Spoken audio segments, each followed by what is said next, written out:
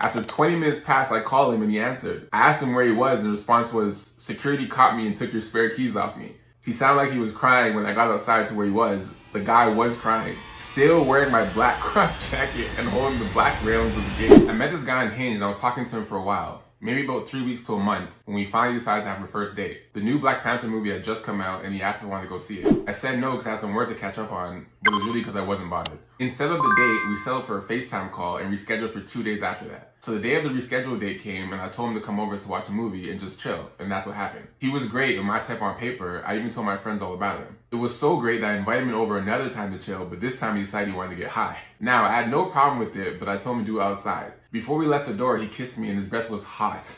I don't know if he was smoking prior, but it smelled musty. Anyways, went outside for him to do his thing and he realized that he forgot his lighter, so he asked some guys walking by if they got a lighter and they said no. I offered mine, which was one of those long cooking lighters, and he said sure, I have no shame. I got the biggest ick, but I ignored him. Wait, you had a cooking lighter on you? Like in your bag? And then when he said I have no shame, you got the ick because he used the lighter that you gave him? That you have in your bag. But it gave you the ick. No judgment. We came back inside and said he was hungry and wanted to order some food, so I said sure. He asked if I had anything to drink and I replied, yeah, I got some water. He wasn't having it. He asked where the nearest store was to buy a drink and I told him to just drink water instead because the security in my apartment is very strict on visitors. He didn't listen, so when the food arrived, we both went down together at the gate to my apartment building. But before he went down, I don't know if he was trying to be romantic or something, but he gave me his jacket, which was way too small, so I threw it over my shoulder. How small is this person? He then proceeded to take my black crop jacket and wear it. He told me to grab the food while he walked to get a drink from the store, and that the Uber driver asked who the food was for, I was to say Chris. This was not his name. Wait, so he's ordering food off another person's account right now? Wearing your crop jacket to go to the store, and you're wearing his miniature jacket on your shoulder. I'm just trying to get the facts straight. So I get the food and I head back upstairs. I brought my phone with me before I went to get the food, but it was almost dead. I waited for my date outside my door for about 15 to 20 minutes, bearing in mind the store is only a 2-minute walk away from where we were. After 20 minutes passed, I called him and he answered. I asked him where he was and the response was, security caught me and took your spare keys off me. He sounded like he was crying when I got outside to where he was. The guy was crying. Still wearing my black crop jacket and holding the black railings of the gate. I went to security, grabbed my spare keys back off of them, went back to my apartment to grab his stuff and told him to get out. He booked an Uber and asked me to wait with him, and I did because it was nighttime. His Uber came out to remind me to take off my jacket. Why is he still wearing his jacket? I don't get it. Yes, I blocked his number. So you met this guy on Hinge, you were talking for about 3 weeks. Then you say you FaceTimed him, so obviously you liked him. You rescheduled a date, he comes to your house the first time, everything was good. So you said it was so good, you said come back again. But this time he comes back and he wants to get high. Then once he got high, everything just went to shit apparently. He wanted liquor, some reason wore a small jacket to your house and swapped for your crop jacket that he refused to take off the entire night. For the most part, you did well here. I'm glad he didn't go back upstairs with you. You kicked him out. I'm glad you got your jacket. The only thing in that story that really confused me is when you said you had a cooking lighter on you, gave it to him, and because he used it, gave you the ick. Why do you have that lighter on you? And why did him using it give you the ick? Not you having it. Yo, for the most part, the story is actually not that bad. He's just high, bro. That's it. I mean, that's the only possible explanation. Like, at the beginning, guy was behaving normal, right? That's why she invited him back to her crib. The second part here, after he got high, bro, he started wearing her jacket and all. Like, come on, bro. What are you doing? And the fact that he gave her his jacket doesn't even make any sense because she already had her little crop jacket. Well, I guess she's bigger than him, right? Because his jacket was smaller. He gave it to her. He doesn't even fit her. So how big is this woman? That's my question, actually.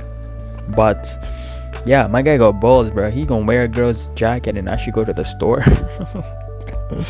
Guys, great. He must be really high for this, man. And what's up with him crying when security caught him and took his spare key? Like, what? Why are you crying? What for? Like, this is not your house. Do you think you're locked outside or something or what? Yo, he must have gotten really high for this, eh? That's wild. And on top of it, like, how is she getting an ache off him smoking with it, the lighter that she provided him? Like, this is your lighter. This is your cooking lighter. I don't know why you're carrying it, but how are you getting the ache from that? You gave it to him. It's not like he got it from a stranger. But for the most part, though, this story is decent. It's not that bad, you know. Could have been worse. There's a bunch of worse ones we've heard, you know.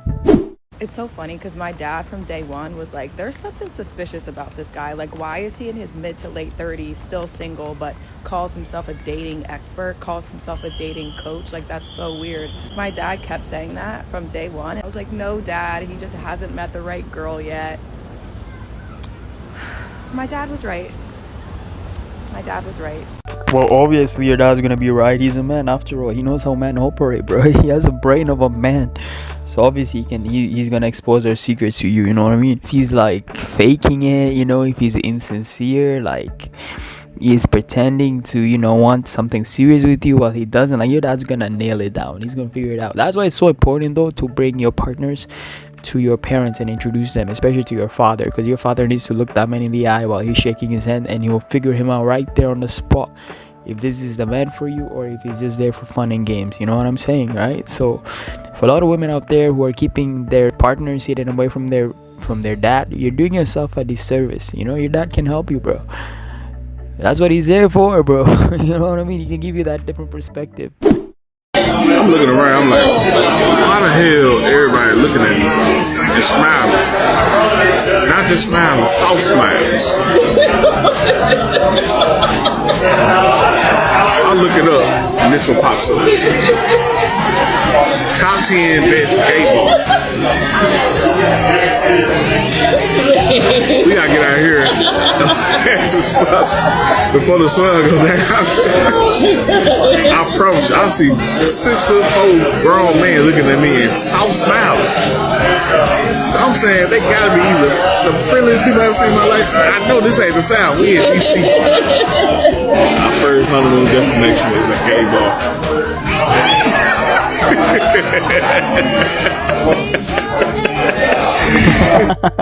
So he was unaware, right? He just popped up. He thought it's a regular bar, right? And all of a sudden he's getting funny looks from all these men, and he's wondering what's going on. And he had to Google had to give him the answer for him to actually find out where he's at, eh? Damn, bro. Now imagine if you just pulled up here by yourself. Like, just imagine you thought it's a regular bar, you pulled by yourself for a drink, and you're seeing all these eyes looking at you like you're some candy or something. That would be wild. I don't care what nobody say, but I will never post my girl on social media, bro.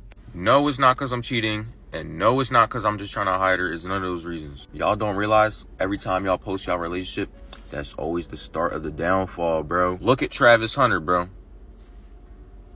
People hate seeing happy couples, so people gonna try and split y'all up. I don't want to post my girl and somebody DM me saying, oh, yo, I know. Oh, she's from... Bro, it couldn't even have happened, and people will just still try to split y'all up, bro. Like, it just always make it worse. Yeah, he has a point, bro. I mean, that's stressful, bro. I mean, at the same time, though, you can learn things. You know what I'm saying? Like, especially if you meet the one, you think, oh, man, is she proper and all? Like, there's going to be people that going to tell you the truth of if she been around or not, right? So, yeah, I guess, if you want to live a peaceful life and don't have stress, then don't post her. But if you want stress and you want the truth, maybe she lying to you the whole time, maybe you're brainwashed and all that. Maybe she has like some street creds and some people know her like that. They can tell you, That's the one thing about like social media, it's a double-edged sword. You can find the information you need if they she had previous exes, and at the same time, if you don't want that stress, you don't want people mingling in your life, something like that, don't post them. You know what I'm saying? Easy. Oh, you beautiful. Thank you. So are you? Where you from? I'm from the Netherlands. Netherlands. Girl, you finna have me plan a trip to come out there. Come. Oh, say life. Where should I come visit? You know Amsterdam? Yes. So now I know my first stop gonna be Amsterdam. Yeah. You have okay. You have one reason actually. What's the one reason? I am the reason. No? Yes, Lord. Amen. God, thank you. God.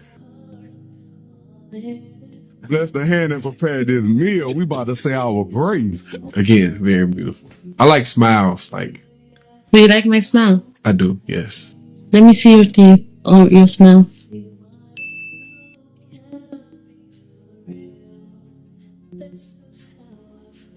She want me.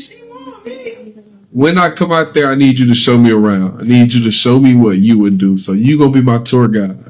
Oh, I swear, there's nothing to do. There's nothing special to do, actually. Okay, we have... Listen. Stop saying it's nothing special to do out there. It's gonna be our time. So whatever we do is special.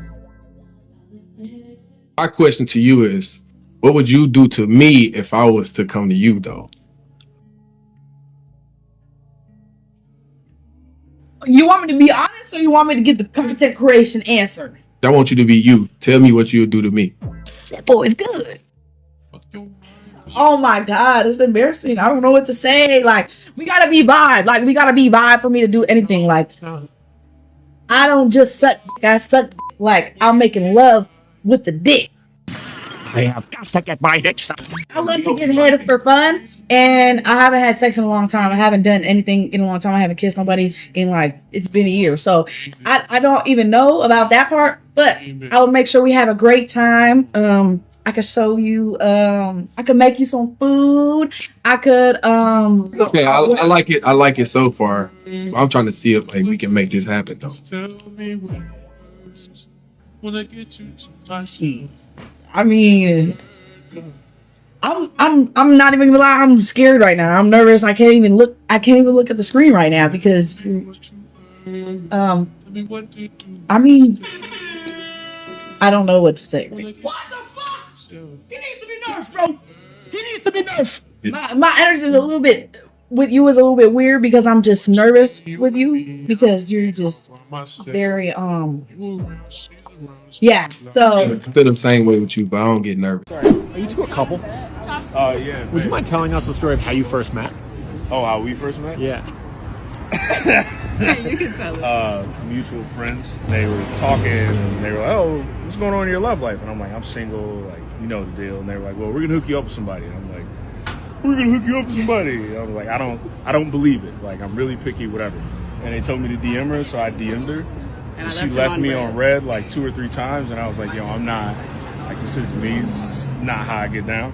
And then she responded to me, and the rest is history. 2 years later, here we are. 2 years in, what's your favorite thing about him? How much love he has for the world, his character, the way he deals with situations, the way he's just such a positive being. What's your favorite thing about her? She's just different, man. She's very refreshing in a world where it feels like everybody's trying to use everyone else. All she's ever done since she's met me is like pour love into me and pour care into me and lift me up as a human being. And she has a lot of resilience. Like, I'm very lucky as far as what I was given in my life and where I came from, and I look up to her because what she's been able to overcome as a person and be where she is in her career and who she is, like, she inspires me. What are you two most excited for in the future? She's been modeling her whole life since she was like 8 years old, and she's had like an insanely successful career, and she actually just got signed out here. So I'm most excited about her moving here and her career going to the next level. And what are your names? I go by T. Drew casually. And I'm Stacey Lyon. After being left on red for quite some time, he finally scored it. Good on you, man. That's good. 2 years later, man, the tables have turned. That's sweet. So, I mean, yeah, guys, I mean, don't take this as hints to keep DMing, alright? To keep being on them inboxes. This is one of those rare occasions where it actually worked out. I know some dudes out there, they stay on them DMs for 5 years, bro. Messaging every day. Hello, how are you?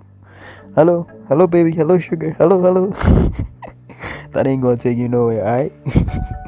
So, I mean, if there's anything you can learn from this, there's nothing. There is nothing, bro. You just gotta be lucky, alright? Peace.